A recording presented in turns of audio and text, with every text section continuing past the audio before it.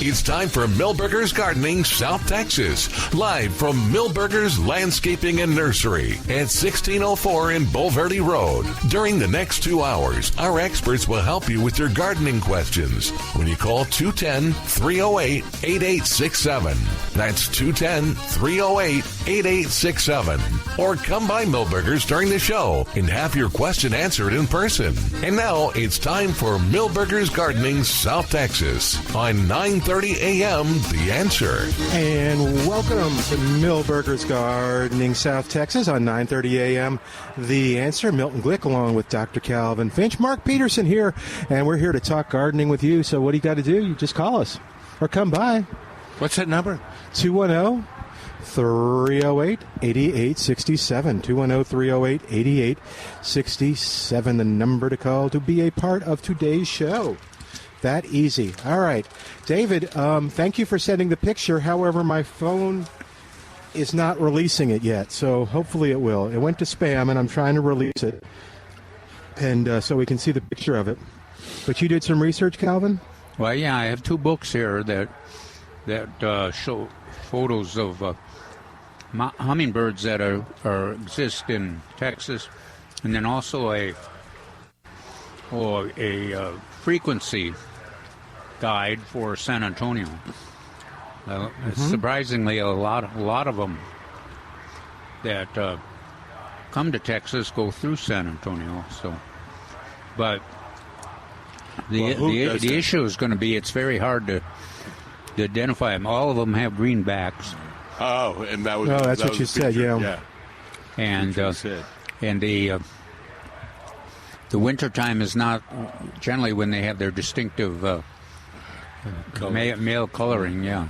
Or separation. They're all pretty dull.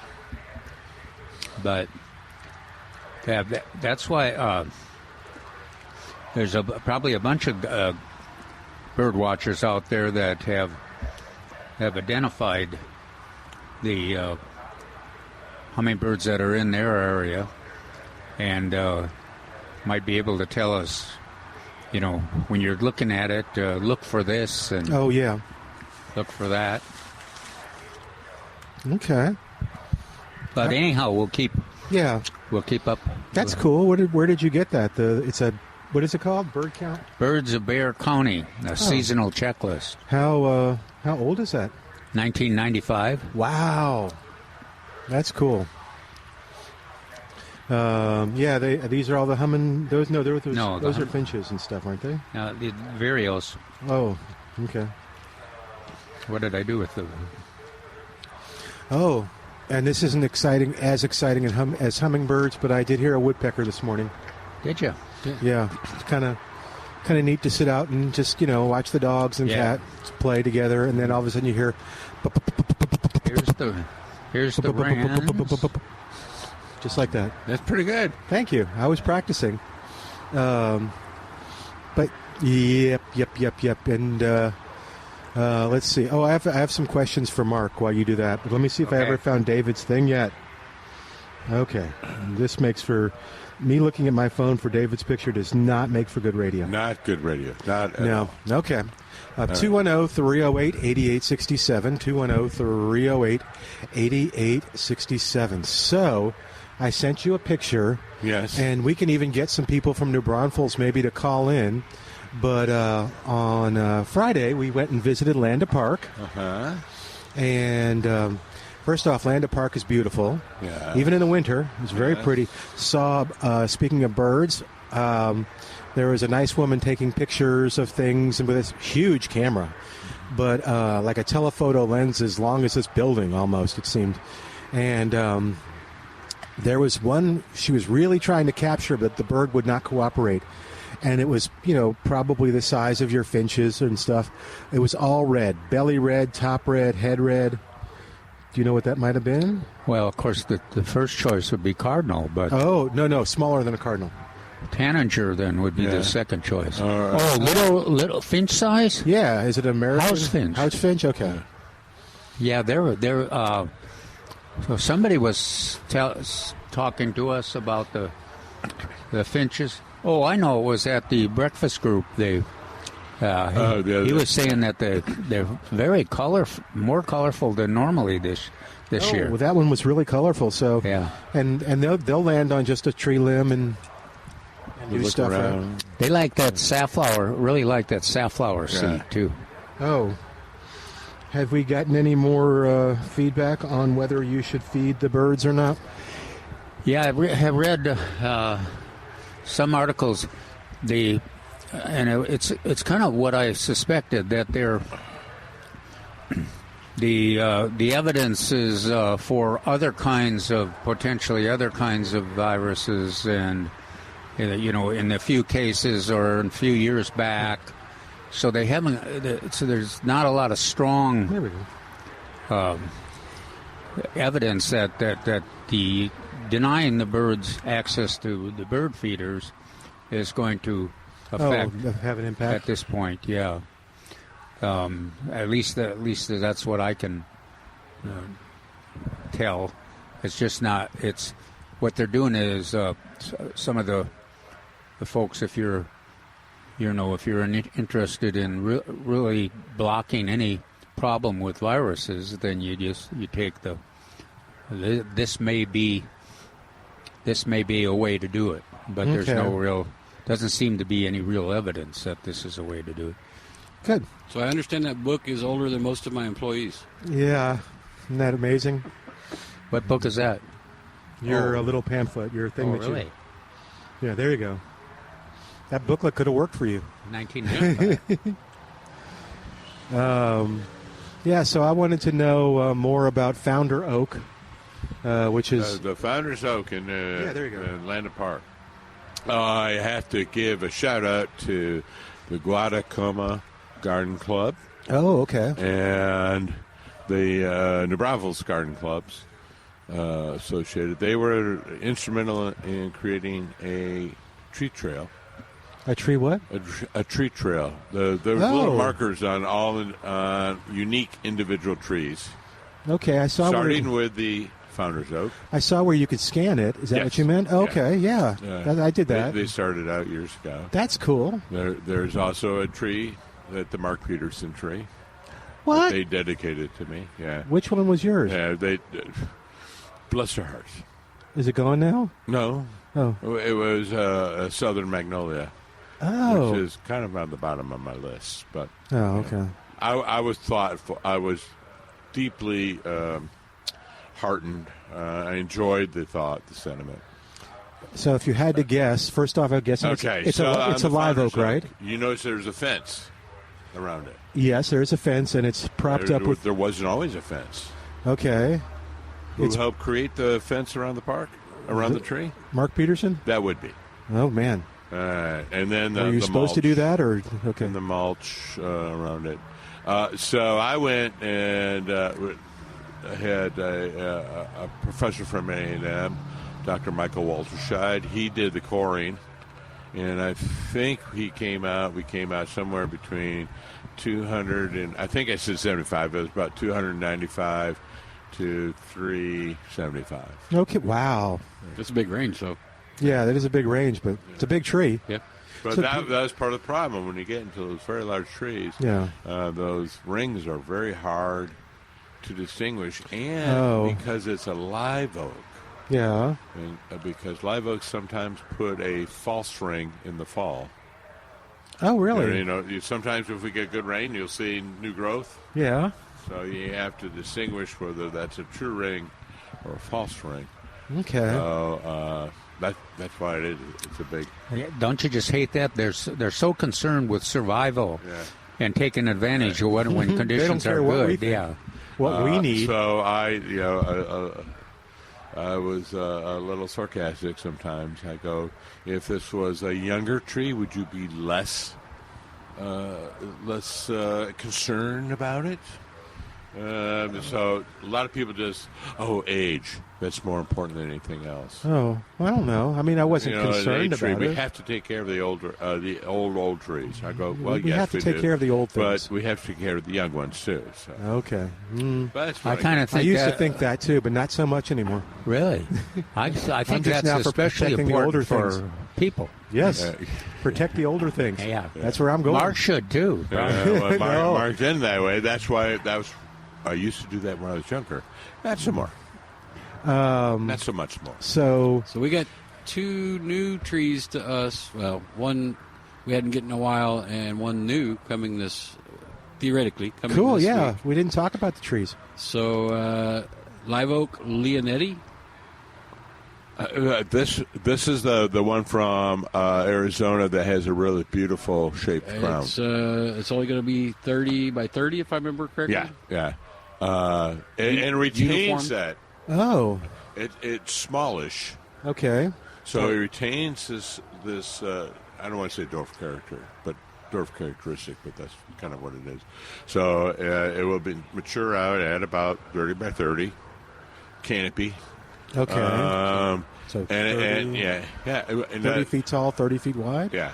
Okay. Well, regular live oak could be 40 foot tall and 60 foot wide. 60 feet. Oh, here, I'll No, show you. no, no, Have you ever seen Founders? I'll show you the picture. Yeah. I would like to see the core that got taken out. But it's a great tree for our smaller condominium side, our smaller home lots. What's the other one? Mexican sugar maple, big ones. This I predict will be the tree for the next decade. Oh, wow. And what's it called again? Mexican Sugar maple. Oh, okay. So Saccharindum mexicana. Regular maples you just can't grow here effectively. Mm-hmm. So there's only 3. And this one we started getting maybe 4 or 5 years ago. And then we went like 3 without being able to get it. I know of one specimen in Fair Oaks that was really, really outstanding.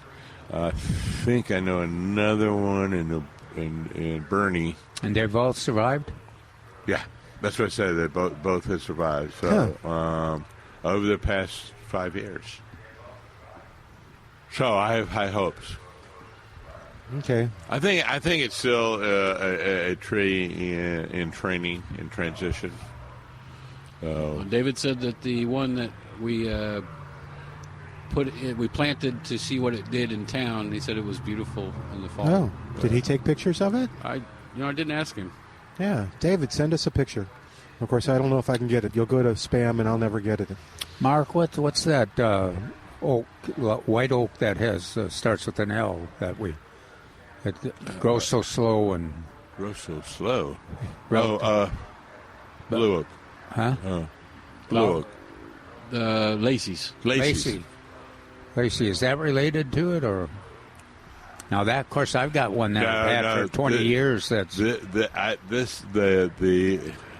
what's the variety name again? Lacey. No. L-O-T. Now we did it. Now I screwed up. Yep. Okay. No, that one is Leonetti. crosses. Leonetti. Yeah. That's a live oak. Yeah, it's a live oak, but crossed with some West Texas, Arizona live oaks. the one you're talking about, the new one? Yeah, the new live oak. So that it retains its dwarf small stature. So what is the Lacey oak? Then what is it? It's going to be the same size, but it's not going to retain this nice compact form. And it loses its leaves in the fall. And it's deciduous, Oh. obviously. And in a different family, white oak. Oh, okay. That's cool. So So I'm we going saw to this. get Mark to enter a debate here. let's go. There's an oak tree right on the corner of the building over there. Now, it has no leaves right now. But when it leaves out, I want your opinion. I say Lacey's oak. But it's probably 10 feet taller than what I would have expected. Okay. This is a problem with oaks. Mm. They're independent. They're very promiscuous, Mm-hmm. and you get a lot of variations on the extremes, on the outsides. Yes, we'll have to look at that. because oaks have unique characteristic. A lot of oaks in other places, their first color is not green; it's red when the leaves come out for a very short time. But a lot of oaks. Monterey does that. Yeah, so it's a unique feature for oaks and certain other trees. Maybe time to re-interview that the oak author. Yeah, maybe I'll go. If we got Mark here, he sure loved oaks. Oh, well. Yeah, no, I read the book afterwards. Yeah, and everything oak. So what did they use to fit? Oh, they put the core back in. Oh, they just shove it back in. To make a magical wand. So no, it's really small. It's easy breakable, and that's part of the problem. As there were most early foresters. That was weird. They were making cookies and stuff. Sorry, I was going to say most early foresters break their cores on a repeated basis. I don't know. That's when they don't do that anymore when they're older. Okay, they've had more training. That's why they're always trying to sneak it back in there with. Yeah, that's true. And there was if we have anybody in the what was it called? Guadacoma Garden Club. Guadacoma Garden Club. Call us at 210-308-8867. I want to learn more about the tree trail. Yeah, the Landa Park Tree Trail. Yeah, there was a beautiful pecan. There was a beautiful cypress that looked as big as the oak tree. What? I think we had 44 trees on that. Okay. So large and small. These were picked up by the members of the Guadacoma Garden Club through many years. And then, getting the posts and getting through a variety of methods. Originally, it was just numbers, and you had a little booklet. So eventually I went to a modern where you could scan it with your phone. And then it tells you. And then it would tell you what it is. Tells you history. This one went on kind of the nature of Founders Oak, the Camino Real, all the Parks and Recreation Department. Oh, yeah, probably. The land is so pretty. But that's one of my projects that I worked on when I was with the Texas Forest Service over the years. Oh, okay. And, of course, we want to also note that the Comal County Master Gardeners are a strong partner of ours with that's true. With butterfly and milkweed. And many of those people are members of different groups. So the Master Gardeners, lots of times, are members of the garden clubs and vice versa. And they, some of them also purchase items here at Millburgers. Come on down. Yep. Yeah, there's the dearth of quality nurseries up in the New Braunfels areas. There has been great ones. Oh, wow. But now you're going to get us in trouble. Yeah, I know. That's why I hesitated. But Trace, we don't know him, do we? No. That's why he didn't have a name tag in front of him. Yeah, that's right. We don't know who he is. He just comes and he sits down. Yeah, I don't know. We keep feeding him, and he won't leave. All right. So, that's the key. So one more Landa Park thing. Okay. By the way, just because one of the family members taught me, and because it was really good, you can stop by Neglin's on the way, get something sweet, and then head to the park. It's a good bakery. What's that? It's a good bakery. Yes, it is a good bakery. Well, where is for folks that are looking for the Landa Park? It's in New Braunfels. Is it off Seguin? Where is it off of? Oh, call us from New Braunfels and tell us what. There is a Landa Road. Oh, is it off Landa Road? Yeah. Okay. So you go off of Recal on the south side, and you swing around, and then there's a road that directs you into the park.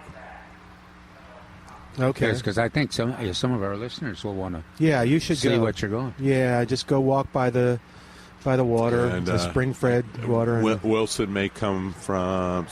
Is it Wilson?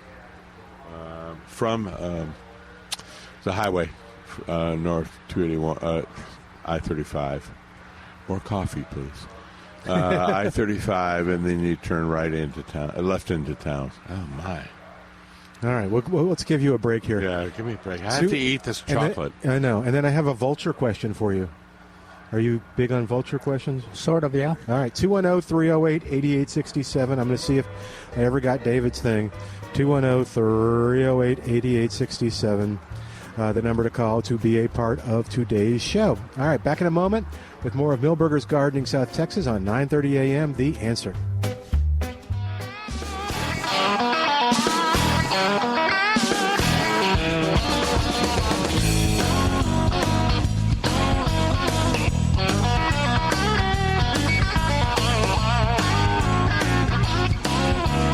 And welcome back to Milberger's Gardening South Texas on 9:30 a.m. The Answer. All right, so my vulture question is this, but you can call us with questions, and we're looking for someone from a garden club in New Braunfels that can tell us how to get there, how to start the tree trail, all that good stuff. But it was interesting because it was cold, okay, a little bit on Friday, and so we're walking around, and this, I'm pretty sure it was a vulture. It was just by itself. And just standing there like this, kind of with its arms, its wings out, and just kind of shaking them back and forth, and up in the tree? No, just down on the ground. And Laura walked toward it, and it just stood there. And all dark, or yeah, it was all dark. It was sort of blackish. So that's the first thing we ask: is it head black or is the head red? I think the head was black. Yes. Turkey, either turkey vulture or it could be. What's the other? So it was on the it's not a the carrot, water carrot. one that's very famous for doing that. It's the cormorant. Oh, But maybe you said it was on the ground. So Oh yeah, but the vultures do that all the yeah, time. the vultures do that. They'll go in the sun. Yeah, it looked like it was kind of opening itself up to warm up. In that cold weather, that's Okay. and they get pretty stubborn about it. All But right. usually they're up on a Post telephone pole or light, road light, street light. Oh, but, okay. but there's no light, no white on it, so it was not a I don't carrot think carrot. so. I will double check with Laura, but Turkey. I see what you're doing with the white. Yeah. all right. So it's a caracara over you. What's the other one that's here? Turkey vulture. No, it's the turkey vulture is that's the one with the black head. So Well, whatever so- one has a black head. But it's not as it's kind of compact. Yeah. I guess I could look it up. I'll see if I took a picture of it too. Hey, real quick, want to remind you too, if you're looking for outstanding food, we talked about the beauty of Landa Park. You know, Pruski's Market is beautiful in its own little way too. If you're looking for great food, outstanding meats, beef. If you're looking for natural beef, like the Yanta Ranches beef, you can get that with no hormones, no antibiotics. If you're looking for beautiful, beautiful sausage, I mean, that potato sausage is gorgeous. Calvin wasn't even paying attention to that. Yeah. Or the brat or whatever you're looking for. You've got the poultry, bacon, jerky, the trays. There's a big game coming up, I'm told. Yes. Kielbasa. Yeah, that would be The Kosciuszko. the Kosciuszko. Kosciuszko. I'm going to have to look at the picture. Oh, that's the turkey. Oh, that Turkey and the black. They're both. The black is most common, probably. Okay. There you go. All right, you want to head over Anyway, to Pruski's and just check it out yourself. Today's a good day to do it. Absolutely. Yeah. And somebody lets if somebody goes ahead and cooks that. What is that? That Oxtail? Oxtail, Yeah, yeah. if you made the oxtail soup and you got your oxtail. It's got a from wonderful Pruski's. structure and taste to I've it. never seen it. This is cool. All right. But it's on Highway 87, 140 Highway 87 between 410 and 1604. And you'll find all the contact information at Pruski'sMeatMarket.com. That's Pruski'sMeatMarket.com. All right. Back to the vultures. Back to the vultures. Okay, let Yeah, me see. black vulture is the most common one. It's kind of the squat one. The turkey vulture is more longer. Oh, okay. I never can remember. I just go redhead. Yeah, look at this vulture. Not good. The white one? Yeah, that white one. That one looks mean. Okay, here it is. Can you tell what that is? From there, it got the gray on the wings. Yeah, that's the black. That's the black vulture. Yeah. Okay. It was interesting to watch it because it didn't have much fear, and it just kept sticking its wings out. We thought maybe its wings were broken because one of them kind of dangled down. But I guess that could be, but that's normal for them to get. They need to get heated up. And Mark may argue. Well, Mark thinks it's lacy oak. Well, no, Mark thinks it is. It's got a little more of a wings. It is kind of an angle, but it's got that gray on the wing. Anyway, all right, 210. It may be just dangling. If it was broken, it would just dangle. Yeah, it's probably not broken. All right, 210-308-8867, 210-308-8867. When Trace comes back, we'll see if he's hearing us. Yeah, we'll talk about some other trees that came in. Now, are you excited about these two new varieties? Are you familiar with them? Trace and I, we just happened to be at the annual Texas Nurseryman Expo in August downtown, and we sat, listened to a little discussion on the producers of these out in Arizona, Southern California. Okay. And I was real impressed with it because of trees. A lot of times, too big a tree is planted in too small of a spot. And this is a great live oak, always an excellent tree, and then retains this miniature stature that it will stay there in that shape for a very long time. Every HOA... Most every HOA requires 2 trees in their front yard, and front yards keep getting smaller and smaller. Now, that's interesting because I wonder if this would make a difference, too. Remember the woman that called us up? That the HOA required that they had Bermuda, which they did when they bought the home, and now they have an oak tree that's huge, and they can't grow Bermuda. Correct. I wonder if this would help with that. Yeah.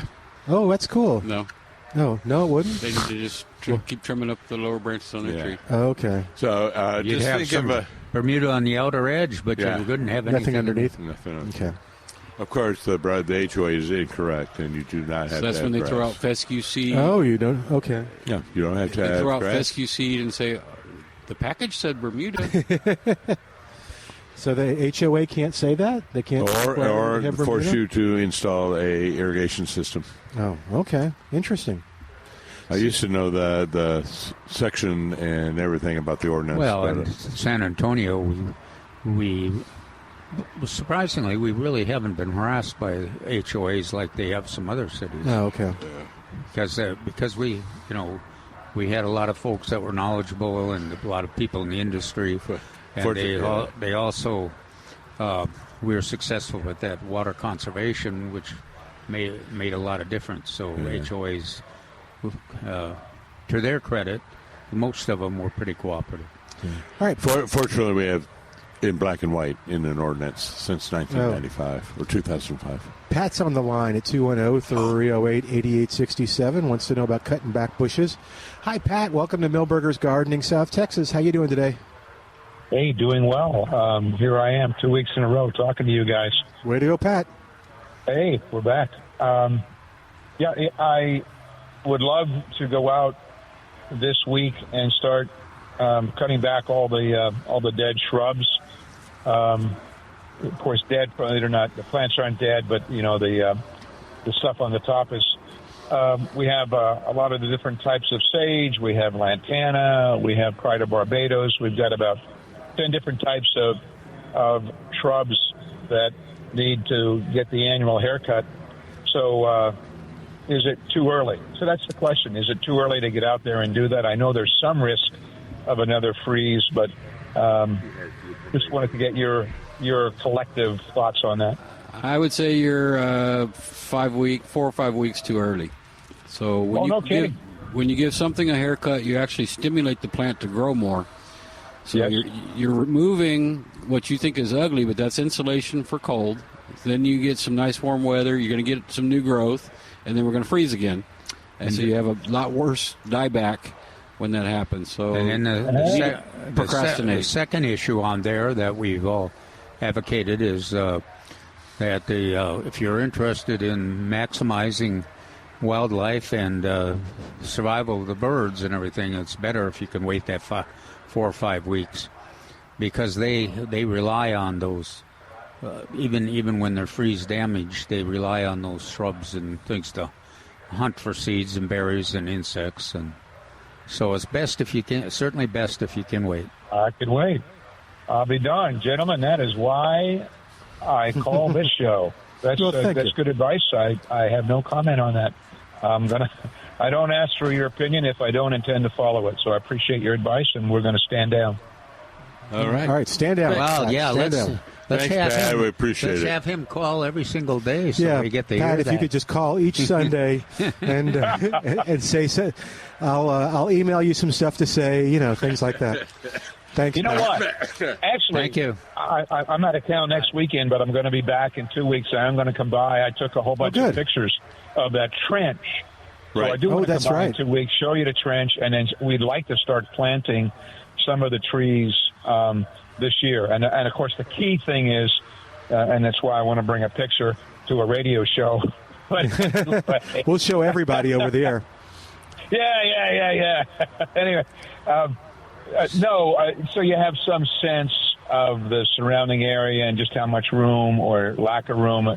You were talking about putting 2 trees, that ordinance about which I never heard of actually. But the whole thing of putting trees in progressively smaller areas. We have just the opposite. It's a large area, nothing around north, south, east, west, so to speak, from any particular spot. So, but I'll come by in 2 weeks and we'll talk about all right. what trees we want to try to put in this year. Practice your compliments. You're doing really well. All righty, guys. Pat, and then remind us of which ones we decided on. We talked a lot. Oh, yeah. A lot of different shrubs. Barrier shrubs to go in there. Well, so, if there's a couple weeks wait too, that'll give us an opportunity to hear discussions. Yeah, there you go. Folks. There you go. All right. Thank you very much, gentlemen. Thank you, Pat. You take care. Have a safe trip. Bye-bye. All right, 210-308-8867, 210-308-8867 with your questions. And do you want to talk about some of the other trees that came in, too? You had kind of said things are coming in each week now that we're getting closer to spring. So almost all the container trees are here. Almost. Okay. So what does that mean? Well, we're still expecting those Leonettis. We're still expecting the Mexican sugar maple and some large Mexican sycamore. But I think I only have one more truck, and I think it's Tuesday or Wednesday. Then the bald burlap stuff starts showing up. Okay. So there's like 4 or 5 trucks of that just to fill up the crepe myrtle area. But that won't start till the first real week in February. Okay. And it's mostly crepe myrtles for the bald and burlap? Crepe myrtles, probably some red bud. Mexican plum, probably. Red buds are so nice, and they're always that first bloomer, the first color of spring, seems like. Mexican buckeye and Mexican red bud. Red buds are. We sold 2 Mexican red buds today from a family that drove in from 30 or 40 miles away. Oh, my goodness. And did they say why they passed a bunch of nurseries on the way? Because we had it, and nobody else did. There you go. That's a good reason. And we've got lots of fruit trees out there, too. Yeah. Yep, we've still got one more truck of fruit trees, theoretically this week. And the small crepe myrtles should be on that truck. Okay. And the 5-gallon shade trees that will meet the CPS rebate should be on that truck. Was there any fun stuff in the fruit trees that you're like, oh, this is cool? It's normally the same. Yeah, varieties. It's the same varieties that actually will function here. Yeah. And this time of the year, you can get the choice. You can get Sometimes if you wait too long, then you get stuck with what's left. A guy this morning got a apple tree that I bet had a 5-gallon apple tree, and it probably had an 1.5-inch caliper on it. That's not common.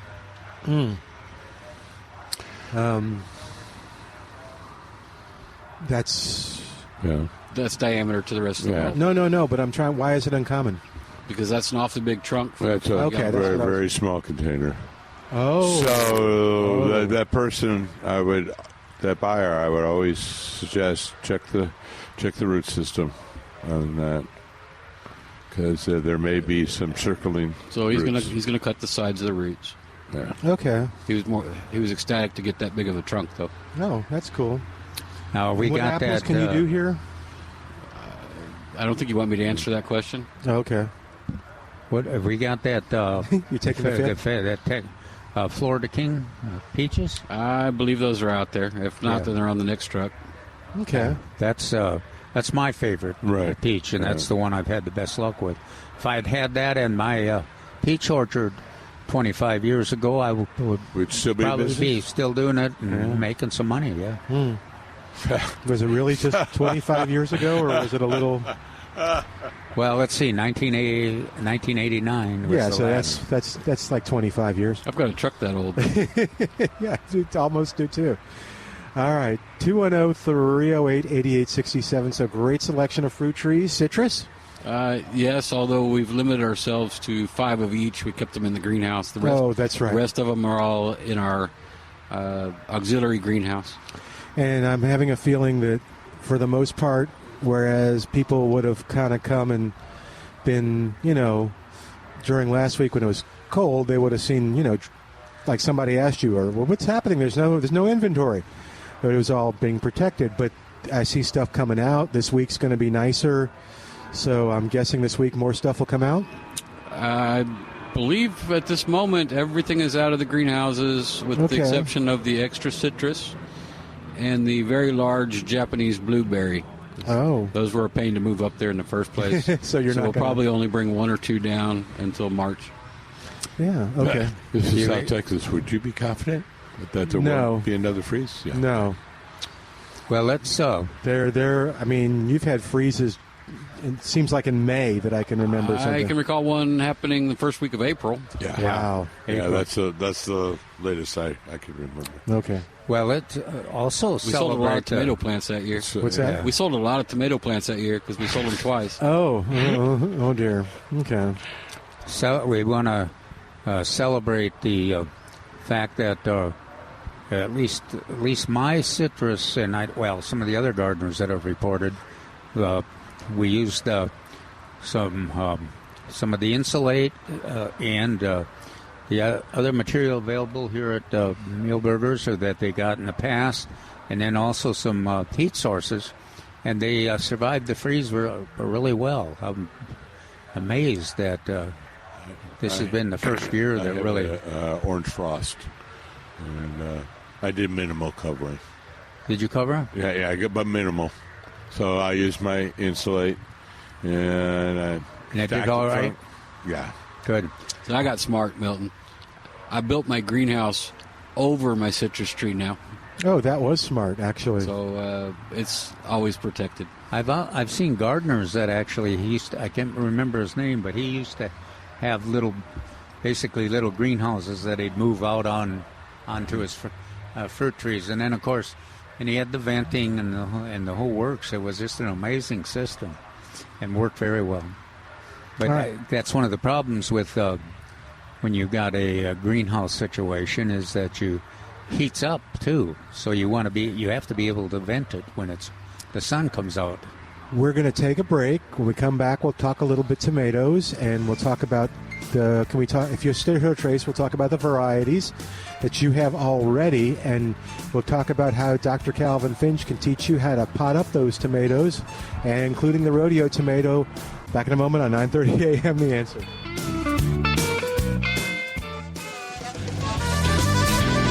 Welcome back to Milberger's Gardening, South Texas. Milton Glueck along with Dr. Calvin Finch and Mark Peterson talking gardening with you. Call us and be a part of the show, 210-308-8867. And James, you inspired me to make some more salsa. It wasn't out of Pekin's, but it's pretty good. Nice little kick to it. Mm-hmm. I can open it up again. We'll open it up the second hour so you can finish it off. And I'm sure you'll have enough tissues for the runny nose that you I did have a runny nose. Did you notice? I was like, yeah. Okay. Welcome to and Mark too was. Was he? Were you sniffing? Okay. I have a rag, a bandana.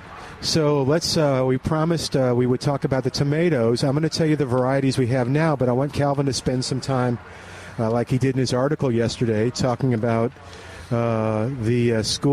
getting schooled and learning how to pot up the rodeo tomato. And these varieties are where?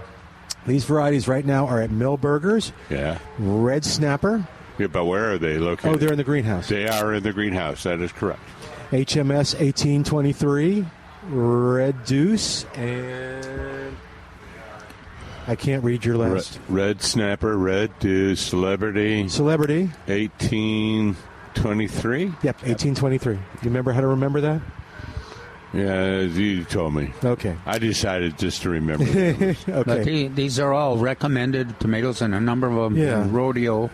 But they're in the greenhouse because it's too early to plant them in the garden. Right. The reason I wanted to mention that on the air is we had a gentleman who heard us. Yeah. And about 20 minutes later, he was eagerly racing up to the porch and asking us where the tomatoes were.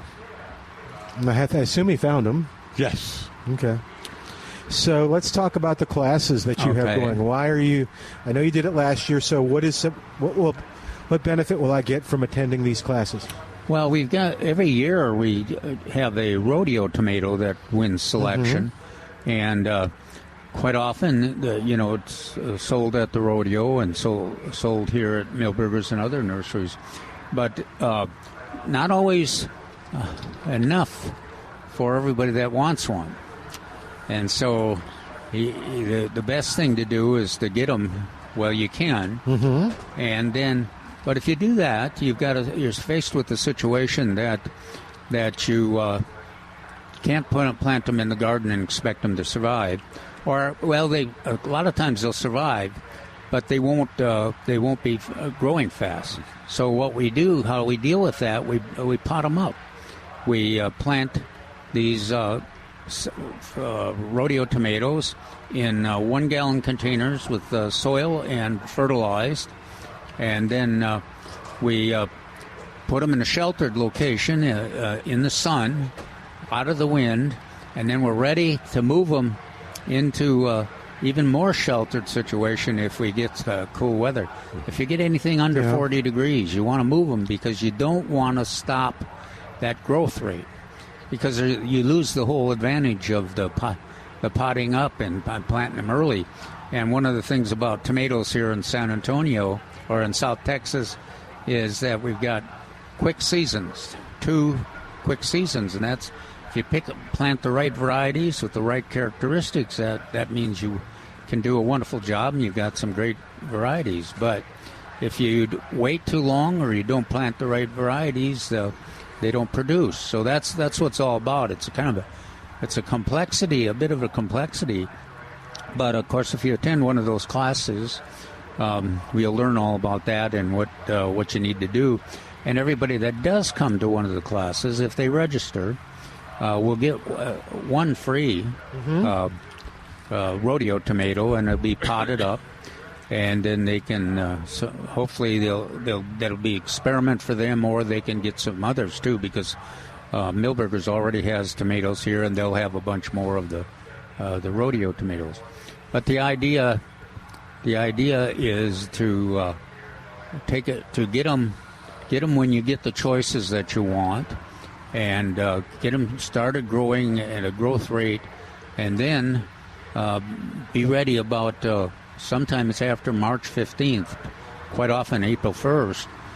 You go ahead and plant them in the garden, and then they'll produce just like they did this last year.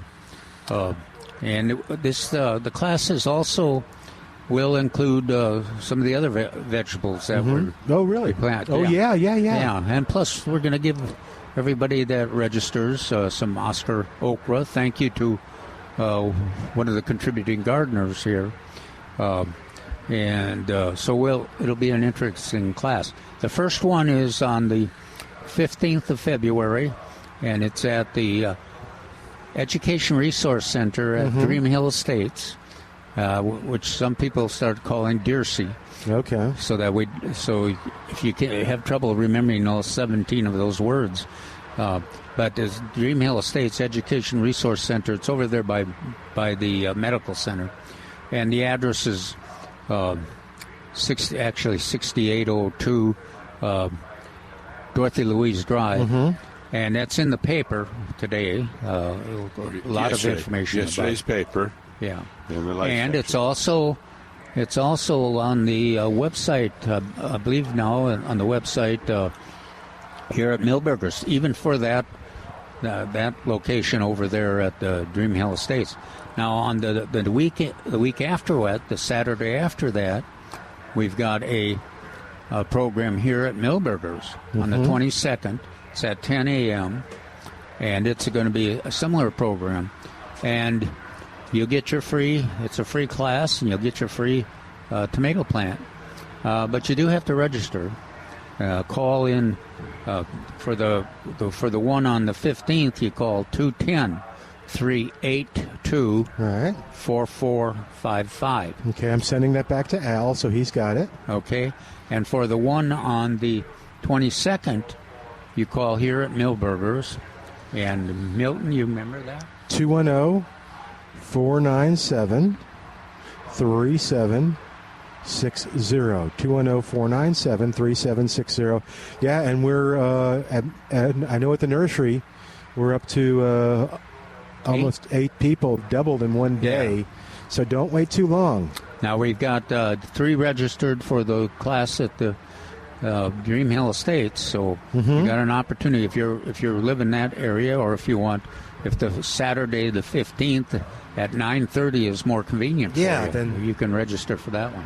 So I'll give the numbers again: 210-382-4455 for the program at Deersea. Yeah. Okay, on the 15th, Dream Hill Estates. And the 22nd at Milberger's at 10 Saturday morning is you call 210-497-3760. And 2 sources of information: the Express News article, my article on that was yesterday, Saturday paper has got a lot of information on that class, and then the Milberger's website has information on that class, on the classes too. Yep. So go to milbergernursery.com for that. Also, big blood drive coming up next week. Blood is in demand, and Milberger's is having a blood drive next Saturday here. To thank you for being a part of it, Milberger's will give you a $10 gift certificate. You just got to go through the process and tell them you want to donate. And even if they said you can't donate for some reason, Milberger's will still give you the gift certificate. And then the South Texas Blood and Tissue Center also has a great gift too. But the main thing is you're helping out your South Texas neighbors. And they told us, the officials there told us that it's easier now to donate in terms of the limitations on your prescriptions and your travel and those things. So if you were denied 10 years ago, maybe different. You probably want to try it again just to make sure that because it is important. Yeah. You right now have the blood that people need out there, but 2 weeks from now, somebody else, you may need it. Yep. Somebody else will have to provide it for you. So we all have to do our part. They're so efficient too with what they do with it. I mean, I think every donation actually impacts 3 lives. And you can can reserve a spot too if you want to make an appointment. Yeah. In fact, that's the best way to do it is go to Milberger's, and there'll be milbergernursery.com. There'll be a link to get you to the South Texas Blood and Tissue Center. You can even go there directly, but make a reservation. If you don't, it's okay. You just walk in. They're very efficient, but that reservation, you got it for 11. You show up at 11. They take you at 11. Then you take your $10 gift certificate, eating lettuce, or Oh yeah, that's right. You reminded me. I know I did. Yeah. Thanks. Because I'm supposed to remind him. Oh, whoops. So thanks for reminding me to remind him. What are you pick up some? What are you reminding him? No, he's got to purchase some reseeding Crawford lettuce. Oh, really? I'm trying to take the pressure off of Mark. Okay. Yeah. So and that's another reminder that we have transplants for the first time I can ever recall. Good. Ever. Don't they look really good? They look good. Yeah. They're a bright Kelly green. They have all been cleaned by the staff here at Milberger's, and they're ready to go. $2.99. Yep. Per For a 4 inch. Yep. Okay. And now take them seriously. Yeah. These Crawfords will reseed. Right. So if you don't want them anywhere to reproduce, it probably is better if you picked another variety. 210-308-8867. We are going to take a break, get you caught up with the news, and come right back. 210-308-8867. More of Milberger's Gardening South Texas coming up on 9:30 a.m. The Answer. We're back with Milberger's Gardening South Texas, live from Milberger's Landscaping and Nursery at 1604 in Bulverde Road. Come out to visit or call us at 210-308-8867. That's 210-308-8867. And now back to Milberger's Gardening South Texas on 9:30 a.m. The Answer. Welcome back to Milberger's Gardening South Texas on 9:30 a.m. The Answer. All right, 210-308-8867. I'm here with Mark Peterson, Dr. Calvin Finch, and James is on the line. Got a couple questions for us. Hi, James. Welcome to Milberger's Gardening South Texas. What's going on? Okay. Hey, thank you. Well, I got one comment and one question. The comment is, right before break, you were discussing the Crawford lettuce, and mine has been coming up all over my backyard on the edge of the patio. So yesterday I was making my wife and myself some chicken salad sandwiches, and it dawned on me I have all this lettuce in the yard, so I went and cut some, and the leaves were maroonish, if you will. Man, it sure was good. Boy, that sounds good. Yeah. Yes. My question. I'm sorry. Go ahead. Yeah, there's some maroon tinge on some of these that I looked at this morning on the table. Yeah. So that sounds right. That's characteristic. Is it sweeter or better tasting when it's young like that, or does it matter, or when it's more mature, or does it matter? I don't remember. I always think you go when it's younger, but it's younger. It stays fresh tasting for a long time. That's one of the advantages. It's also, I've got a lot of it. Yeah. Yeah, it's one of the issues too. I know folks have a tendency to keep harvesting it when you gotta, at some point you gotta decide, well, which plants am I going to go ahead and collect the seed from? So I got to let them go to maturity, and a lot of the foliage declines a bit when you let the seed come, but it's hard to pass up that good-looking lettuce, especially with that little maroon tinge. Yeah. Yeah, I was looking for some stuff in my home office the other day, and I've got a bag that I wrote on there. I got some seed from 2023 and another bag from 2024. So one of these days, if I can get over to Milberger's, if y'all want some seed, I can give it to you, because I got more than I'll ever use. Well, Appreciate it. That'd be great. Yeah, and I think Milberger's has some seed too. Yeah. So, all right. Hey, by the way, my question. I got a question. Yes, sir. What's your question? Roughly about 15 years ago, on the edge literally on the edge of my property, on the fence line, I put in 2 rows of asparagus bed. I think, memory serves, it was about 40 plants, something like that. Pretty long rows. And it played out through the droughts and neglect and whatnot. I mean, I harvested for probably about 5 or 6 years and then let it go. Now, interestingly enough, across the yard, about 180 feet away, every year is one lone asparagus plant. And I always wondered if a bird dropped a seed from my bed over there, or if that's a wild asparagus plant. What would y'all think?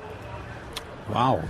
I never cut it. I never water it. I never fertilize it, but it comes back year after year. I've never seen the birds much interested in the asparagus seed, but maybe I'm wrong. I just haven't observed it. But okay. But you're right. They will appear. They do sometimes appear places that you don't expect them. Is it a female plant, or is it? Oh, now that you say that, I don't know. I'm not at home. I don't know if it's got any berries on it or not. It's right next to the canopy on a native, Texas persimmons. It's growing next to it. Yeah. Okay, I'll bet. I'll bet you're right. I'll bet it was a bird. But could be. So I've never cut it to eat it to try it because it was pretty close to my drain field, leach field for my septic, which I relocated last summer. So if or when would it be safe to sample that asparagus? Would you think, or never?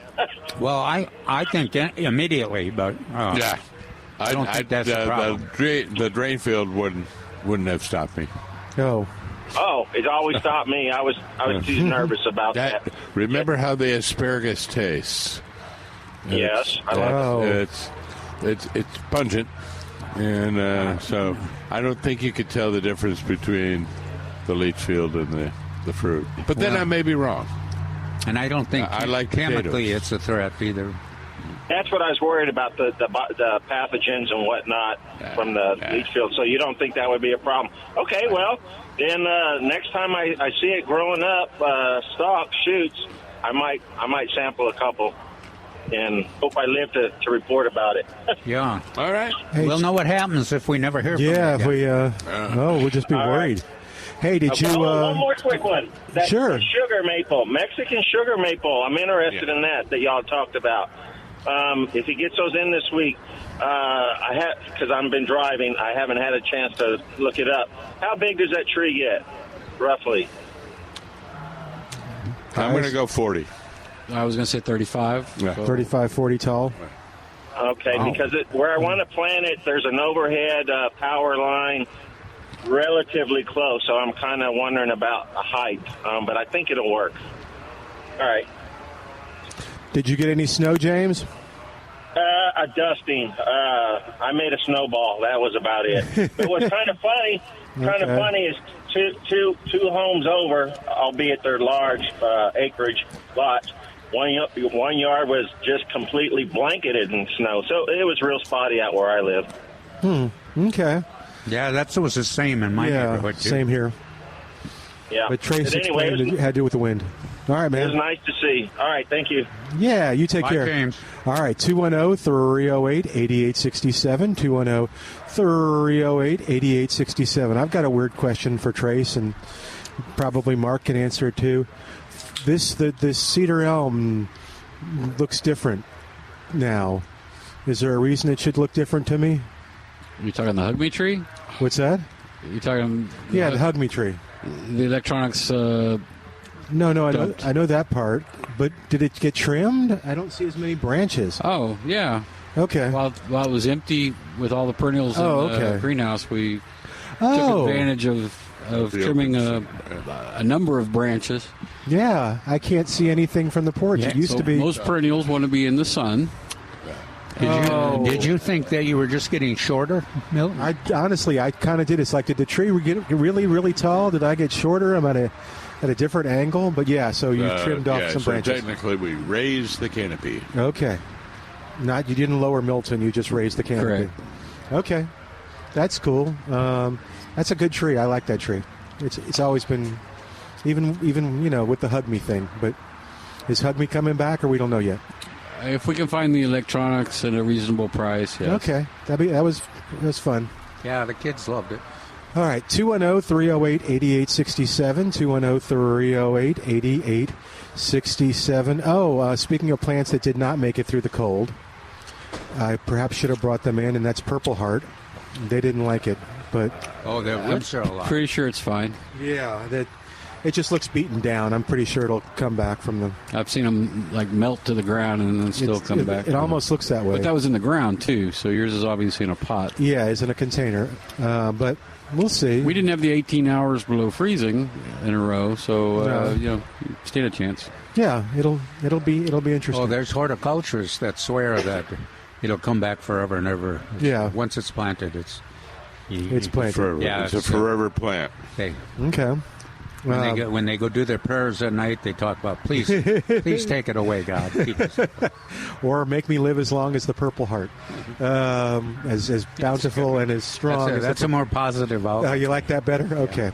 So, Trace, we always talk about what you talked about on Saturday. I don't think we talked about it yesterday. What was your training on for her? Well, it was mostly a thank you for everybody. Oh. It took the plants in correctly. We reminded everybody about all the stuff coming in and how to be safe when loading it. I've seen numerous racks fall off trucks, and it's never a good thing. We talked about pallets because we had some pallets that came in that were full of chemicals and stuff, but they were 8 feet tall. They were what?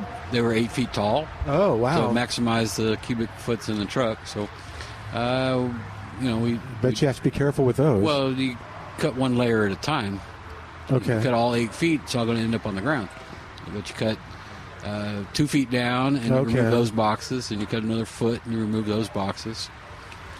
Does your staff appreciate the fact that going through that process that you guys go through and the techniques that you've developed, that how important it is and how influential it is with your customers, too? Oh, yeah, because, when it gets cold, they try to get the things done as fast as they can, and we want to protect how the plant looks. So if they're carrying, and they can do this, they can carry 8 hanging baskets at one time, 4 in each hand. Oh, okay. But if they do that, then they mess up the sides of all 4 of them, or actually all 8 of them.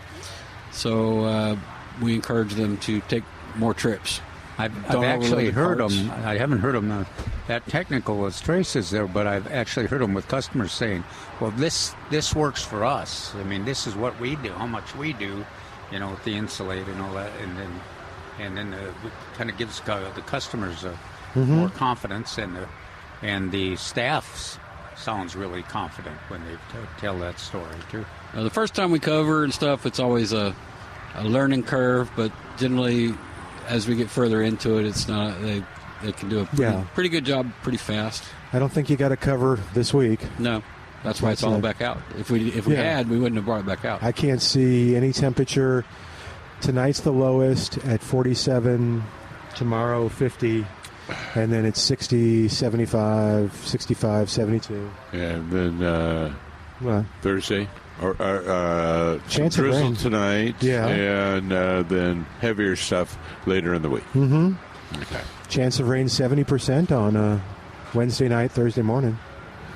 So all through the week, looks like. But and I was going to say this, kind of a similar thing, and that is, we always talk about it, and it gives us something to share, but Milberger's prides itself on making sure that the employees know as much about the plants, how to help you with questions when you come to the nursery, how to get great advice and professional advice. So the training's a big part of who the employees are and who they and how they help you out. I know, you take Mary, for instance. I mean, we've had people that come week after week after they've kind of gotten used to talking to her and learning. And then I know there's one guy that he still calls occasionally, and there are some customers that will only speak with Mary. Is that right? Yeah. I don't doubt it. He might be one because I don't think I have that problem. She helped him with a plant from his mother's funeral service, and got it going again, and gave him all this. I mean, she's a good talker. Maybe that's the fact. He is sold on her. Anyway. Well, she's also our important source on our butterfly. That's right. Programming. So let's take that. Yes, sir. You were going to say something? I'm sorry. I was going to say she's the only one that goes over there and maintains it. Kind of cares for it. So Mark was going to mention. I'm supposed to remind Mark to mention about the monarchs part of the column in Calvin's column, right? Yes, I'm supposed to remind you. Yes. To remind Calvin to speak on all that. Okay, go ahead. You remind me real quick. Okay. Hey, Milton, we're supposed to talk about Calvin's article and talk specifically about the monarchs and the monarch programs, upcoming programs. Calvin, Mark, thank you for reminding me. Calvin, can you, how was that, subtle? Yeah, can you tell us a little bit about what you wrote about the monarchs in your column? Yeah, well, we started the column out with the potting up tomatoes, of course, which we've spent a lot of time talking about, but we also have scheduled, just like the last 2 years, we've scheduled classes here at Milberger's and all around the community. And even some, one of our top allies is Comal County Master Gardeners. And we also have a class at the Sinkin laboratory and later in the year, and again at Dream Hill Estates, and of course here at Milberger's. I think the first one is at Milberger's, but it'll be the classes will be in March, 2 classes in March, and then 2 classes in April. And our goal there is we're attempting, of course, to help make the monarch reproduction successful. And it's a challenging issue. Anybody that has been involved in trying to grow milkweed and trying to make it available for monarchs knows that it's not easy to grow. Now, farmers have a heck of a time controlling the weeds, but gardeners have a heck of a time growing milkweed too. So it's a strange situation. And Milberger's has been one of the lead programs. Of course, we offer the native milkweeds and the tropical milkweed as we can, but we're also in the middle of trying to help gardeners learn how to grow milkweed in their backyards, so that we have a constant native milkweed, so we have a constant supply of plants that they'll lay their eggs in. They'll only lay their eggs on the milkweed plants. And again, these classes are scheduled. You can go to the Milberger's website, and they're scheduled there. I think all of them it tells you when they are and the phone numbers you call to reserve a spot.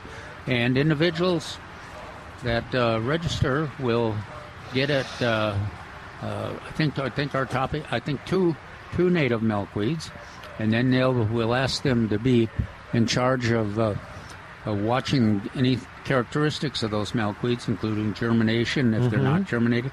Also, transplanting has been a big issue.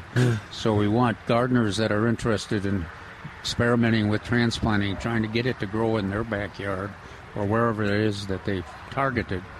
And so that's what it'll be about. So if you want more information, go to the website, Milberger's, or go to the Express News article. There you go. Yesterday's Express News article. What is the youngest person you've actually had sign up for the class? Well, we've had very young ones, like 3 years old, just because the grandmothers have brought them. But in terms of the folks, 9 or 10, that some of them are amazing. Their instinct about that and their feeling about that milkweed and the butterflies. And then, of course, one of our major attractions is that we've got some school teachers, including Lulu, that is involved with her classes that we support, and we provide them materials, and she provides us knowledge, and hopefully we'll have those kids. We also talked. And Milton will remember that you were there, I think, Trace, too. We talked with the Men's Garden Club leadership about doing some kind of initiative to get more young people involved with their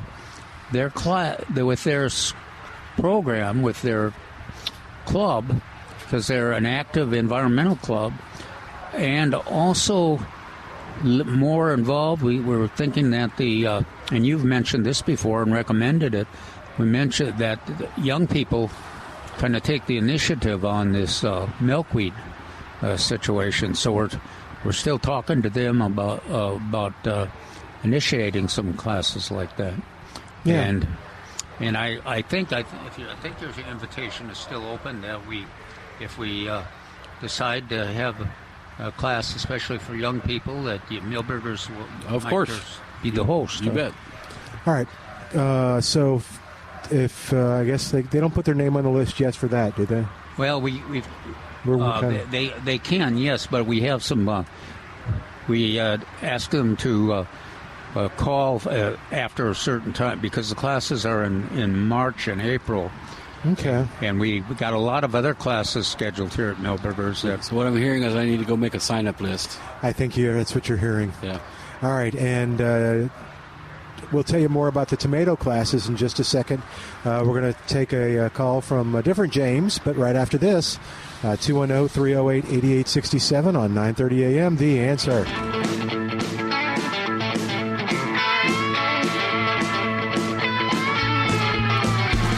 And welcome back to Milberger's Gardening South Texas on 9:30 a.m. The Answer. 210-308-8867 is our number, and we're going to go talk to James and find out what's going on in his world. Hey, James, welcome to the show. What's going on today? Well, we haven't started any rain out here yet. The man said it's going to rain today, but it ain't rained out here. I believe the front is just passing us. Yeah, we're starting to get cooler here. Well, we got rain this morning over there, Medical Center. Yeah, we did too. The streets were wet. I don't know how much rain, although here there's some puddles. Sorry, James, we got puddles here. Well, so what's going on? the plan was to take some cuttings of some. I grow a chili patin plant that grows in Mexico. They get about 6-7 foot tall. They have big leaves. They're not the little tiny leaves on the chilies that you see in the fence line around these parts. They're monsters. So I've got some I wanted to take some cuttings off of, and some of the graft cloners told me that if you soak them in willow water, man, they'll really come on and root, you know, and get going. But come to find out, there's no willows growing in Texas. Well, there's some black willow by wherever you have water. There'll be some black willow. Kind of, not real long-lived trees. So that's kind of what a willow is always like. Is the willow influence worth the effort of? I don't know. You know, maybe you can sneak some aspirin in, because that's probably what the really salicylic acid is probably what the active ingredient is. Well, that's a now, I would doubt that. The cloners say about 20% more roots on the willow water treated. So, you know, I might just go if I can't find a willow. Now, those beautiful weeping willows that you see in all the southern magazines. Mm-hmm. We used to have one. Ugh. I loved our weeping willow. Ugh. What? Ugh. Anyway. Nothing wrong with a weeping willow. They don't grow here. No, they do not, but it's a shame because they're beautiful trees. Is salt cedar the same as a willow tree, or no? No, totally different. Yeah, definitely stay away from salt cedar. So, you can hear the tone of my voice. No, get away. I'm not sure there was even tone there. Otherwise known as tamarix. Okay. It is truly a water-hugging invasive plant. Yeah, I know. It's growing all around these parts. Yep. Try the aspirin. That's okay. I think, just go ahead and because they're potent and it doesn't. Now that's true aspirin. We're not talking about no leaf here or Tylenol or anything like that. This is Bayer aspirin. So in your mind, there's no willows growing in Texas, this part of Texas. Oh, no, there's willows growing all over in Texas. There's just no weeping willows or what we commonly think of a willow as black willow. East Texas or something. What's the other name for the black willow? I don't know. Another one. I don't know it either. If you go to a tank or a creek, permanent creek, then you're going to find a willow. They're not as pretty. Yeah, they're frankly ugly. I was trying to be generous. They look like brush growth. Yeah, big, swamp thick willow, Goodling willow, southwestern black willow, Dudley willow, and southwestern black probably. Okay. But there are willows throughout Texas, but it's a riparian species. It's not going to be much more than 5-7 feet from a permanent water source. Oh, okay.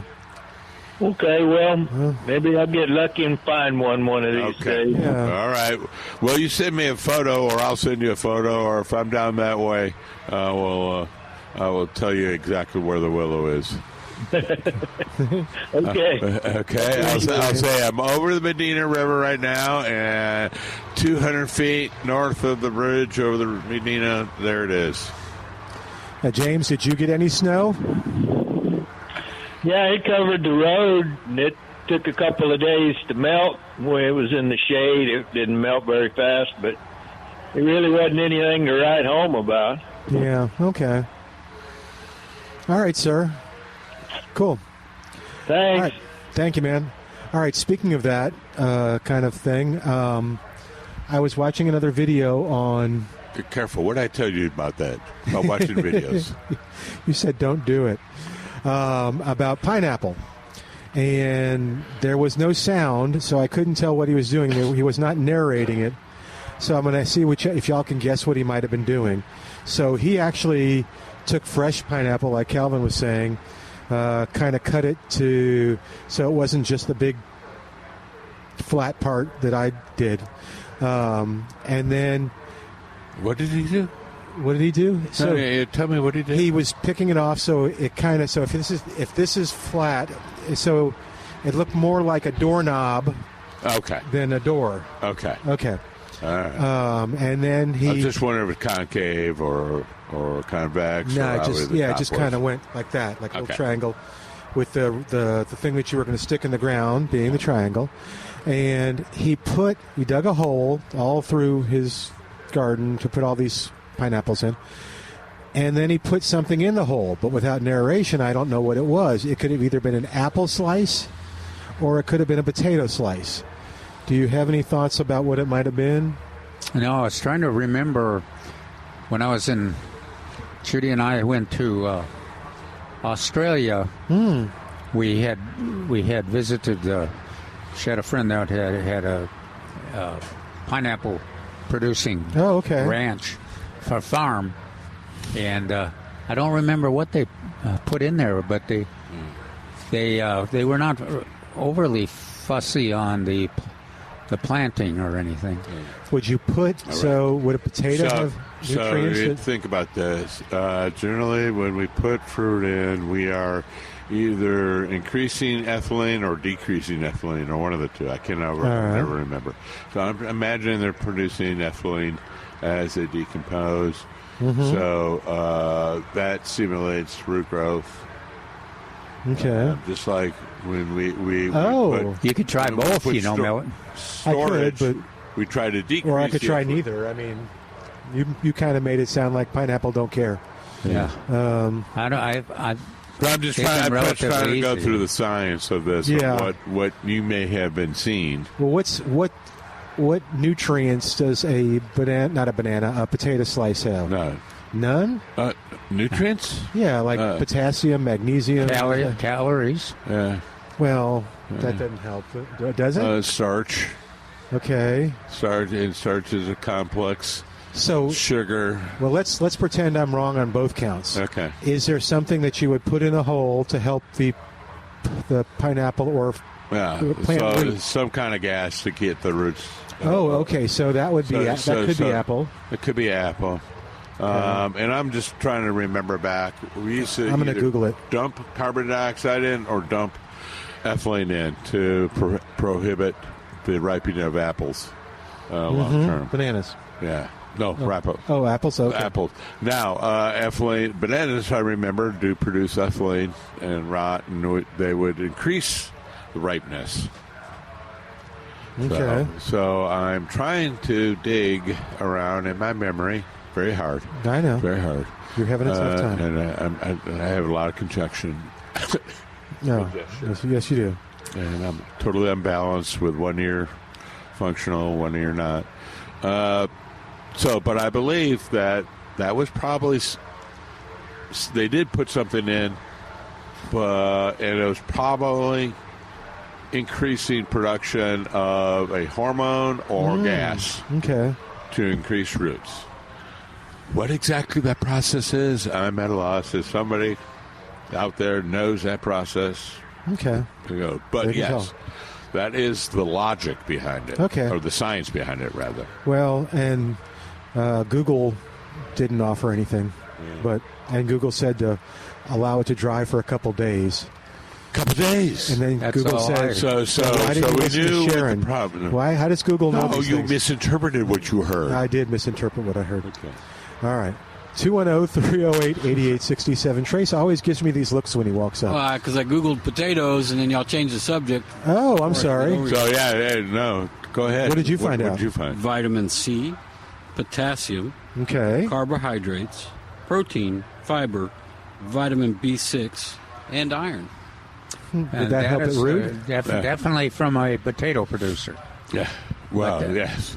So let's look at things that possibly could increase root growth. Potassium, and the B vitamins. Oh, okay. Known to or been implicated in that. So that's what they're giving us. So I'm assuming we have to give it to them. Oh, okay. Maybe. I don't know. Yeah. Because to Mark's point of stop watching videos on YouTube about things. You see that a lot where they put like a little slice of fruit or something in the soil before they put the... Why don't you just plant them? I think I'm going to just do that. Okay, Calvin makes it easy. I believe Calvin is correct. Okay. But I don't, because I think so many gardeners have done that, and I don't think they go through an elaborate process. We can argue on the mix, too, if you want. We could sit here and argue for the next hour on the mix. Can I just do it in regular soil? Yes. Oh, phew. Okay. I would probably just do it in a mix. Okay. Planting mix. Okay. I have the potting soil, so I can do that. Okay. Do I need to get the pink one or the purple one? No. Even they. Okay. I always get the purple one. Oh, there's his pineapples look so good. They were all in a row. They were all beautiful. They all had. They were just gorgeous. There's 3 or 4 of the products that Milberger has that would work fine, I'm sure. Okay. And Milberger sells pineapples. Yes. Yeah. We do. Okay. I'd have to check to see if we still have any. But what's that? I'd have to check to see if we have any in stock. Okay. But Peter has to special order those 3 months in advance or something. Oh, how interesting. Okay. All right. We're going to do this. We're going to take a quick break. 210-308-8867. Don't go anywhere, Trace. Come back in just a moment with more of Milberger's Gardening South Texas on 9:30 a.m. The Answer.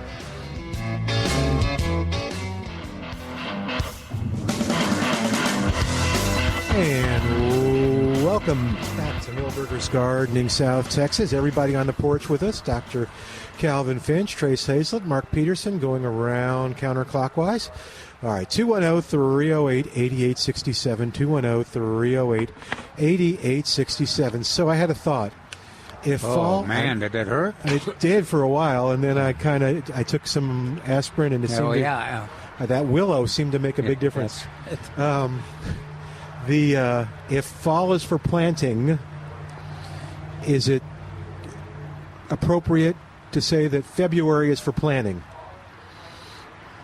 I was thinking, we've got all these great seminars coming up. If you're interested in fruit trees, tomatoes, milkweed. One of the neat things about San Antonio area is that it's 12 months out of the year. That's where I was heading. You plant something 12 months out of the year. Yeah, that is true. And that's why the recommended varieties are so important, because it gives us an opportunity to switch our emphasis to do what's appropriate. And then all those programs, too, like, David and the... David Fruit Trees. And rodeo tomatoes and things like that, yeah. When we did the newsletter... Yes. Or when I did the newsletter... for SAWS, a lot of the emphasis in the months of January and February were on planning with an N. Okay. So, it's that time of year that make sure that your tools are correct and sharp, and you're ready to go, and you have ordered your seed or ordered your plants. Or picked up your potato seeds. Here. Well, I'm going to get back to that one. Thank you. Yes, make sure that you are ready to go, just like, for an example, potatoes should be, your seed potatoes should be picked up. Have we still got onions, Trace? Not very many. Yeah. A few, and you could put a few in. Some of the onions maybe were top frozen a little bit. I don't. So, but this is the time that you need to get everything ready to go because it's going to come on fast. Yeah. Okay. But yeah, and you can go to millburgernursery.com. So David, let's see, we have the blood drive next Saturday. We'll be here for that. You can come by and visit with us. That's at millburgernursery.com. We have on the 17th, David will be speaking on fruit trees, your home fruit orchard. 22nd, Calvin will be here. And we'll be speaking on potting up tomatoes. Potting up tomatoes, including the rodeo tomato, maybe. Theoretically, hypothetically. Well, yeah. According to David, we'll know the name of it What's that? tomorrow. We will commit to a rodeo tomato. Okay. Oh, there we go. Okay. I see where I it's can't going. tell you what they're ordered, but that doesn't mean that Mother Nature is going to cooperate. No, that's true. We will have a rodeo tomato. This is his hopefully 2025. This is not his first rodeo. So to speak. It's not his first rodeo tomato. Yeah. Okay, cool. So anyway, millburgernursery.com is, like we talked about in the commercial, is a great resource for things that are coming up that we talk about if you want to learn more.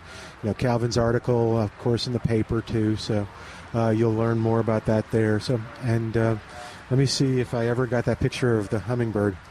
But 210-308-8867, 210-308-8867. You know, next week too, we'll know more about the freeze damage that occurred this last week. Usually my column, I'm going to talk about that, but also will be some of the. We've learned that today that some folks are getting some results and having questions, and so that should be a great topic to talk about next week too. Lots of things, and we're getting close to February. Yeah, no, it's a week away. I have another weird question for you. So I have lots of coffee grounds that someone gave me. Yes, sir? Yes, use it. Yes. Okay, how do I use it? As compost or mulch. Oh, or mulch. Yeah.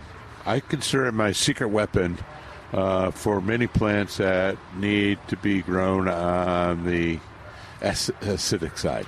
Oh. So it is highly acidic, plus it has some lovely micronutrients. So, and it makes the area smell good, too. I'm sorry? It makes the area smell good, too. I didn't hear you. It smells good, too. Oh, yes, it does. Ooh, yes. But anyway, use a little bit goes a long way. Okay. Oh, okay. So, like on a rose, would it be good around a rose? Sure. I think anything here would appreciate being a little more acid, a little more acidic, except for mushrooms. And am I just using? If you're trying to grow mushrooms, don't use coffee grounds. And I'm literally just sprinkling it around. Yeah, that's a good way. How long, like, will I notice? It's going to take a while for the microbes in the soil to break down to make it usable. Oh, what's that? Well, I'm guessing based on the research results, that's very hard to notice. Oh, okay. Yeah. Especially if you're doing the home distribution. Now, if you you've got a concentration in your compost, you may be able to see. Right. There's a former worker here at Milberger's in the commercial division. He swore by it. And actually, he got me to swear by it. Okay. And because he had some sites that were a long-term benefit of it, or that he applied it over a long period of time. Every time I drove by the pile, I had to come back down and make a pot of coffee. Okay. So, but I noticed differences. So he did it limited amount or known, and then regular application. And I did notice a definite increase in the color and the vigor. Okay, I'll try. Got nothing to lose. It's kind of fun. Well, I've told you the story before when I was young and single. Yeah. Oh, yes. My plants would only get warm beer and cold coffee. And they did great. Yeah. Do you still have that book out? Traces the Hazlitt Guide No, to... my wife threw that away. Oh, man, as well as the plants. So, they were going to make a movie out of me it? for years and then her for months. Okay. All right. What about the, you mentioned the roses. The old-fashioned roses are going to get there here pretty soon, right? So they were originally scheduled for this coming week, but I left it up to the supplier since they were talking about rain. At that point, they were talking about it every day. Mm-hmm. So I told him, well, if you can come down when it's not raining, sure. If not, wait a week. So they'll either show up this week or next week. Well, that'll be good. And that'll be the antique roses as well as the Lady Banksias. And did you get both? I always ask this story. I White ordered and red. I ordered both colors. Okay. That doesn't mean I'll get both colors. All right. Mary's got a bluebonnet question that we're going to help her with at 210-308-8867. Hi, Mary. Welcome to the show. What's going on? How can we help you? Oh, Mary, are you there? I'm here. What's going on with your bluebonnets? Everywhere I live, I have bluebonnets. I mean, fields of them. Mm-hmm. But I had a problem with somebody burning trash, and they burnt into my property, and everything was burnt to almost up to my house. Oh, no. Now, the problem is I want to start putting out bluebonnet seeds, which I've never done in my life. So, can y'all help me out on that? Yeah. Mark is raising his hand. I was going to say, first of all, make sure those seeds have been treated somehow, either by Wildflower, Wild Seed Farms, or yeah. Well, just a minute, just a minute. Yes, ma'am. Yes, ma'am. What's that? Uh-oh, we lost you, Mary. Are you still there? Uh-oh. I don't know where Mary went. Okay. We'll get Mary No, back. you didn't lose me. Okay. Oh, where'd you go? We were scared. No, I bought these at Lissy and Echo in Post. Okay. So from a okay. From Feed store? Feed Or store, Okay. Oh, All my right. Lord, they were very expensive. When were you planning on planting them? I know that's a key. Are you trying to do it now or? Soon. If we get some rain, yeah. Is it too soon to plant them, Calvin, or no? No, it's getting pretty Okay. Late side. sooner the better. Oh, the sooner the better. Okay, well, we're talking about, I don't know what part of the San Antonio you live in, but we're talking about getting rain on this week. Floresville. Oh, Floresville? Okay, I don't know Floresville's going to get rain or not, but okay. So how would she, what questions do you have on that, Mary? No. Now, when I plant them, should I rake over them or just throw them out there? I think I would just throw them out there because the key now is get them in place and get them germinated. Seed source is a start, not worry about try to have it wall-to-wall bluebonnets yet. You know, if you wanted to, they got Milberger's here has bluebonnet plants, and a lot of places have seed. But I would get a few bluebonnet plants and put them where you can have them in your garden. But also just pick some spots and have them as be the places where you're going to start with the seed. Now, are you sure the seed's not maturing anyplace? No. There's sacks of them. Oh, no. He means the old seed. Yeah, because the fire. The one that was in the part of the fire. No, they never came back. Came back. So it's been a year. Okay. I used to live on the old place, what you call Pitch Place, and I used to have people stop.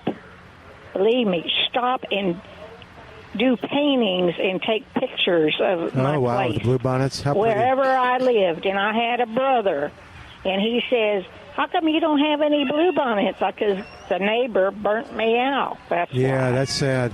I saw John Thomas of Wild Seed Farms talking about how to distribute the seeds one time, and he literally compared it to feeding chickens. You were just going one way and then going perpendicular and then going back around. And so he was just tossing it out there like he was feeding chickens. I can't help myself. Uh-oh. I would take. I want to take the top of the iron rake, garden rake, and just tap lightly here and there and everywhere. To tap. Okay, that makes sense. That makes sense. Well, it says I think probably Calvin is right on this, but I just can't help myself. I have to take that rake and just push it in lightly, the seeds into the ground. Certainly doesn't hurt anything. Yeah, there you go. So there you go. Mary, I got to take one more call before we. Okay, y'all make a lot of sense, and I Thank appreciate you, Mary. Good luck, Mary. We appreciate you too. Take care. Bye-bye. 210-308-8867. JJ, I think you're probably going to get the last call today. What's going on? Hey, how you doing today? Good. Yeah, I just want to ask, I haven't heard y'all talk about that, the Texas Authority on Birds suggested we put up our bird feeders and our bird baths because of the bird flu that's going around. That's why the eggs are so in such short supply right now. No, now Calvin touched on it a little bit, but let's touch on it again. Yeah, Calvin started the show with that, but you want to repeat whether or not we do it? That's okay, JJ.